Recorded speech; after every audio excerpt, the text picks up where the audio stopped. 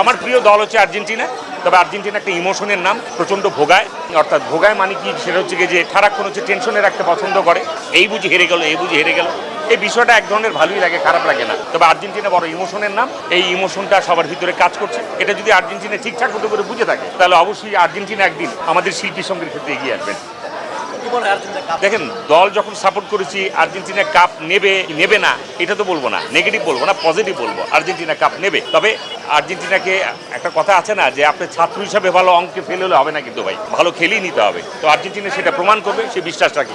যেদিন থেকে ফিফা আবিষ্কার হয়েছে, যেদিন থেকে বিশ্বকাপ শুরু হয়েছে, সেদিন থেকেই আপনার এই ধরনের কথাগুলো শুরু হয়েছে যে জাস্টিস ইনজাস্টিস, এখানে জাস্টিস, এখানে ঠিকঠাক মতো we want justice. Smile baby diaper এর সুপার অ্যাবজর্পশন টেকনোলজি এখন দেয় 30% বেশি শোষণ ক্ষমতা। খেলার জায়গা থেকে ঠিকঠাক মতো করে ফেয়ার হয় নাই, এটা সেদিন থেকে শুরু হয়েছে।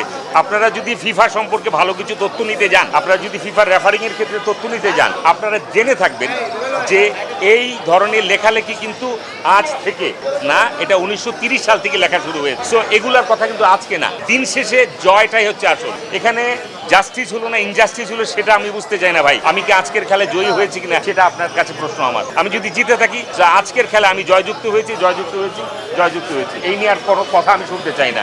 কিভাবে জিতলাম সেটা আপনি দেখবেন না, কারণ হচ্ছে গিয়ে যে আপনি চাইলে ওখানে গিয়ে প্রমাণ করেন। এখন পরীক্ষায় আপনি ফেল করবেন তারপর আবার বলবেন, এই কথা তো আমি নেব না ভাই। আমার কথা হচ্ছে কি যে এই কথাগুলো 30 সাল থেকে শুরু হয়েছে। আমি আর্জেন্টিনার সাপোর্ট করি বলে না, কিন্তু আর্জেন্টিনার পক্ষে কিন্তু একবার আমি বলতে যাই না ওই প্লেয়ারের প্রতি আমি খুব দুর্বল, আমি মেসির প্রতি দুর্বল, আমি মার্টিনেজের প্রতি দুর্বল, আমি এগুলো কিছু বলতে যাই না। কিন্তু আমি বলেছি আর্জেন্টিনা একটা ইমোশনের নাম যে আমাকে ভোগায়।